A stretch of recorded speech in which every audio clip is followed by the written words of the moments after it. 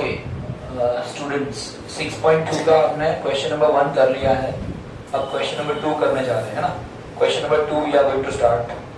यहाँ पर ऐसी फिगर आपको, ऐसी डायग्राम आपको दी है टेक्स्ट बुक के अंदर। क्वेश्चन नंबर 2 है 6.2 एक्सरसाइज का, ठीक है। आपको ऐसी फिगर दी है, कौन सी फिगर है, इस तरीके से फिगर दी जिसमें आई बन रहा है। देखो ऐसा आई बन रहा है, ठीक है, ऐसा आई बन रहा है। बन रहा है नहीं बन रहा है, दिख रहा है ना सबको। फिर ऐसा मत बोलना कि सर आई के बाद ऐसा बनेगा, ऐसा नहीं बनेगा, है ना। ठीक है, ये तो मुझसे मजाक थी, ठीक है। तो यहाँ पर क्या है, पहली लाइन है जिसका नाम है AB लाइन है और CD लाइन है। तो AB और CD दोनों के दोनों कैसी है, पैरेलल है। तो पहले हम लोग वो लिख देंगे जो इन्फॉर्मेशन दिख रही है यहाँ से। यहाँ पर क्या क्या दिया है, AB पैरेलल CD, और दोनों लाइन है तो ऊपर लाइन का डायग्राम मतलब ऊपर सिंबल ड्रॉ कर सकते हो। AB पैरेलल CD, और क्या दिया है, EF जो है ये वाला। तो एंड EF परपेंडिकुलर क्या है, CD बोलो या AB बोलो, दोनों को परपेंडिकुलर है, ठीक है।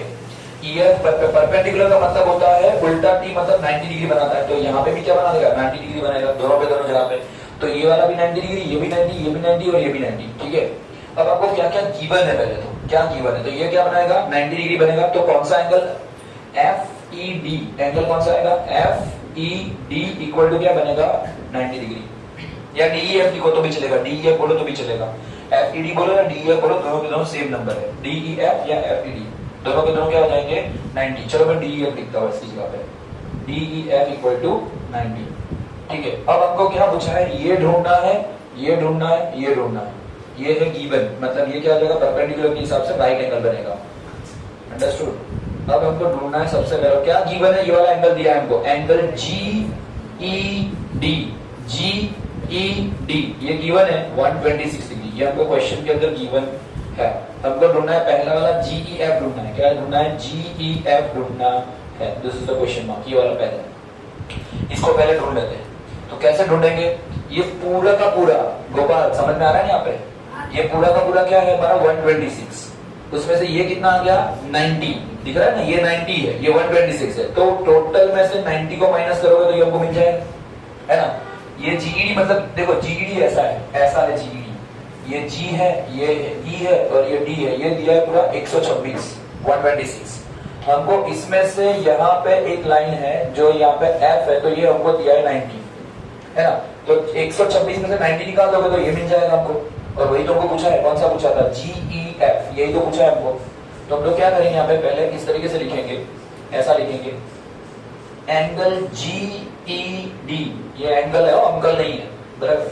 तो पहला कौन सा है, एंगल GED इक्वल टू क्या होगा, ये वाला टुकड़ा, कौन सा टुकड़ा है, एंगल GEF, ये वाला टुकड़ा, प्लस क्या होगा DEF, क्या होगा DEF, एंगल DEF। फिर से बता रहा हूं, एंगल GED इक्वल टू बनेगा ये वाला टुकड़ा GEF और प्लस क्या आएगा DEF या FED तो भी चलेगा, ठीक है ना।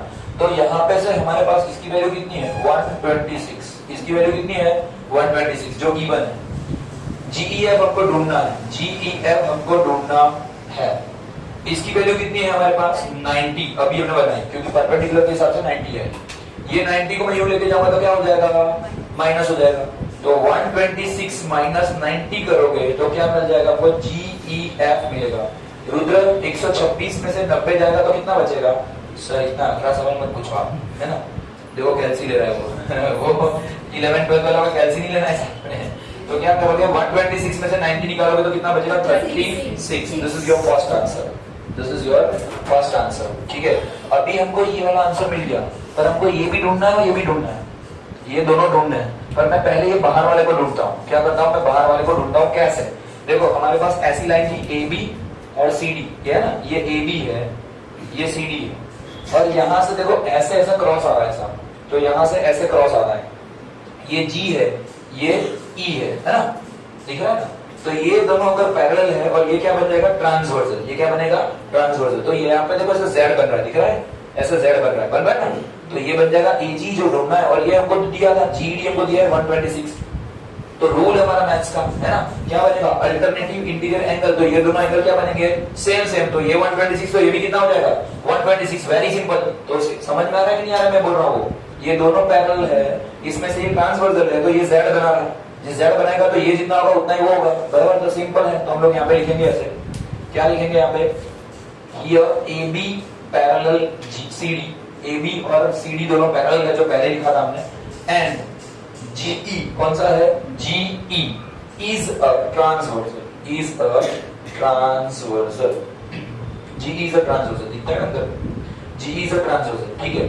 तो ये ट्रांसवर्सल है तो क्या बनेगा हमारा एंगल, ये वाला ऐसा बनेगा ए जी ई, कौन सा वाला एंगल, ए जी ई, जो यहां से ऐसा जेड बना रहा है, ऐसा ए जी ऐसा बना रहा है, देखो तो यहाँ पे ऐसा ए जी बन रहा है, ठीक है। और दूसरा कौन सा बनेगा, जीई डी, कौन सा बनेगा, एंगल जी ई डी, ये दोनों क्या बन जाएंगे, इक्वल।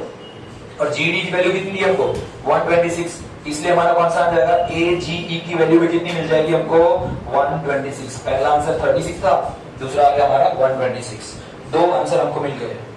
सर आपको तीसरा आंसर भी ढूंढना है, ये वाला आंसर। इसमें क्या बन रहा है, देखो ऐसा लाइन है हमारी, ए बी लाइन है, यहां से ऐसे एक लाइन जा रही है जी लाइन, तो ये क्या बना रहा है, क्या बना रहा है, लीनियर पैर बना रहा है, और ये दोनों का टोटल करेगा तो कितना आएगा, 180। इसमें से हमको ये मिल गया 126, तो 126 में से इसको माइनस कर दोगे 126 को, तो हमारा दूसरा आंसर मिल जाएगा। 180 में से 126 को माइनस कर दो, आंसर आ जाएगा, ठीक है ना।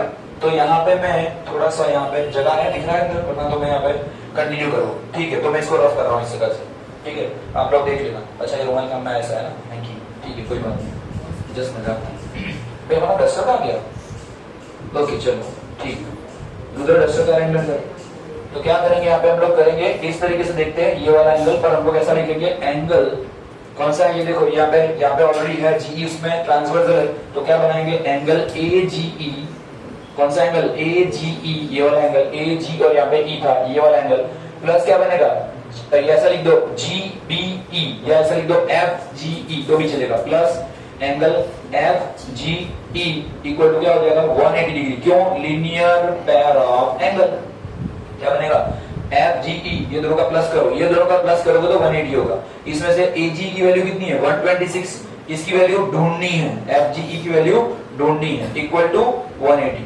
ये 126 को यहां से यूं लेके जाओगे तो क्या बन जाएगा, माइनस, तो क्या करेंगे, एंगल बनेगा ये वाला, इसको यूं लेके जा रहे हो, माइनस हो गया, तो angle F G E equal to 180 minus क्या होगा, 126, इसमें से इसको माइनस करो, नहीं आता सर, कोई बात नहीं, माइनस करना तो आता है, तो क्या आ जाएगा 54, यहाँ पे 10 बोलो, 10 में से 6 जाएगा 4, कट करो 7, 7 माइनस 2 तो 5, ये कट कर 0 0, क्या आंसर आ जाएगा 54 डिग्री। तो angle F G E equal to हमारा बन जाएगा 54। तो this is the third answer. पहला आंसर था ये वाला 36, F G E G F का वैल्यू ये वाली, दूसरी आंसर आई ए जी का 126, और तीसरा अंदर का वैल्यू आया 54 डिग्री। कितना मिल रहा है हम लोगों को, 54। This is the third answer. Second number का क्वेश्चन था 6.2 का, ओवर हो गया। इस तरीके से सॉल्व करना है, वीडियो को पॉज करके लिख सकते हो, ठीक है।